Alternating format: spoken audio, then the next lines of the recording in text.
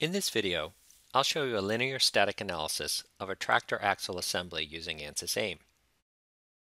AIM comes with a number of predefined templates that define simulation processes.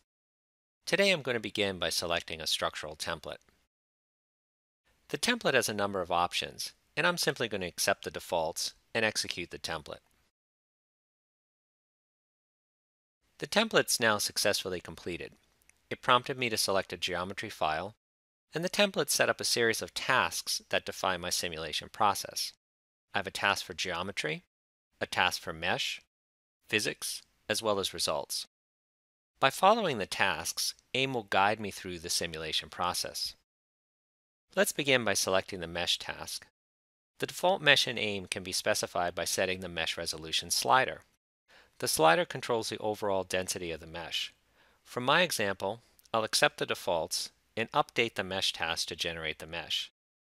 By default, AIM uses parallel meshing to rapidly generate a finite element model for even a complex geometry. Now that the mesh is complete, I can review the mesh density. Note that AIM automatically recognizes small features in the geometry, such as small fillets and holes, and AIM automatically refines the mesh density in the vicinity of these small features to accurately capture the geometric detail. Next, I'll move to the physics task to review the options of the physics setup. AIM automatically detects and defines bonded connections between the various parts of my assembly.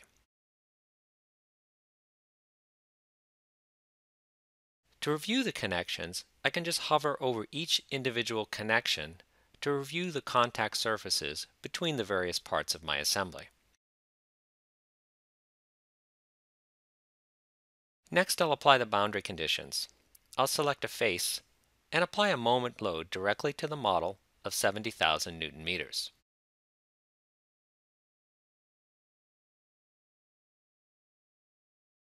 Then I'll select a face on the opposite side of the model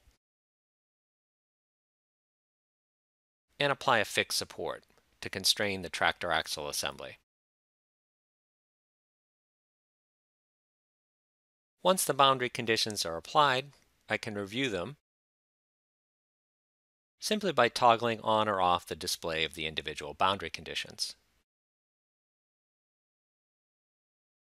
Now I'm ready to solve the model, but before I execute the solution, I want to show you that everything that I've done today is captured in an AIM journal file.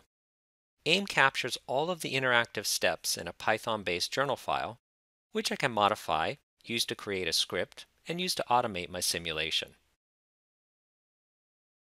Now I'll go ahead and execute the solution. I can update the results task, and this will execute the solution and compute the displacement and the stress results for the tractor axle assembly.